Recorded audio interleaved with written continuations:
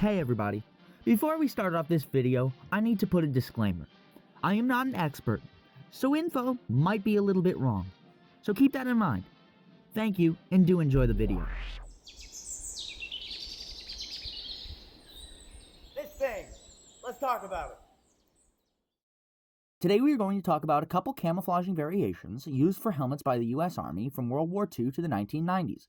Unfortunately, we have to keep this video short, so I can't go over everything, but we'll skim past what I can. Alright, this is a really good example of a World War II helmet. This is a British-made net on an American M1 helmet. These were used to break up the shine and to put camouflage in it, such as burlap scrim or the branch camouflage I showed you earlier. This is a British-made net. Many other types of nets were used. I can't go into all of them today, but this one was made by the British and occasionally given to American troops.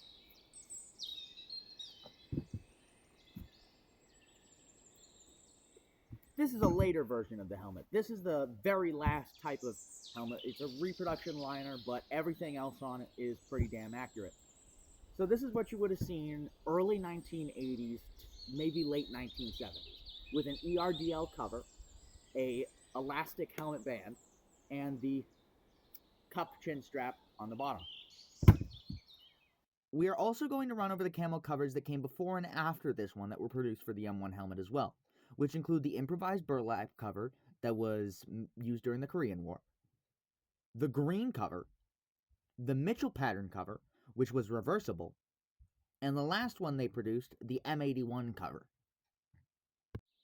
These were the replacement, or these covers were the replacement to the helmet nets seen in World War II.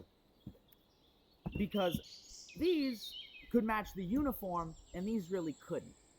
I personally think these look a little bit better, but that's just personal preference. These offered a camouflage pattern and still had the same added benefits of you being able to stuff stuff in it. As I will show you now, you can take a little branch and just shove it in the little slits in the side, and it can hold that pretty well. And if you have enough of them, pretty good camouflage. Later on, with the adoption of the Pasget helmet, they had a very similar helmet net design as to the World War II ones. Now, this wasn't something issued to soldiers. It was just something that soldiers did during the invasion of Grenada and the invasion of Panama in 1983 and 1989, respectively, if I remember correctly.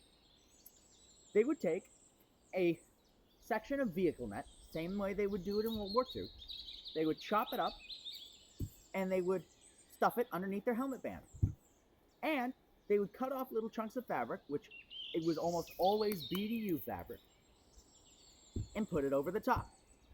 And then, of course, they'd put the net over it, secure it, and that actually covers your helmet pretty dang well. It also had the added benefit of covering up the almost villainous shape of this helmet.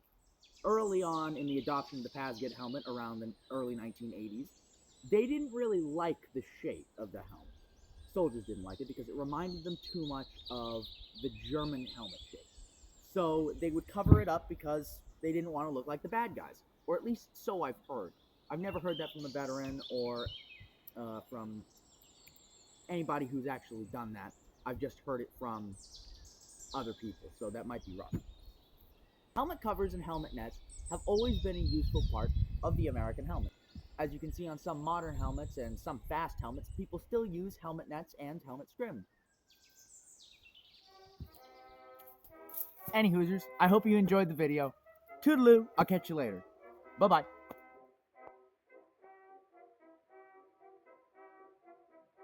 Amid fields of clover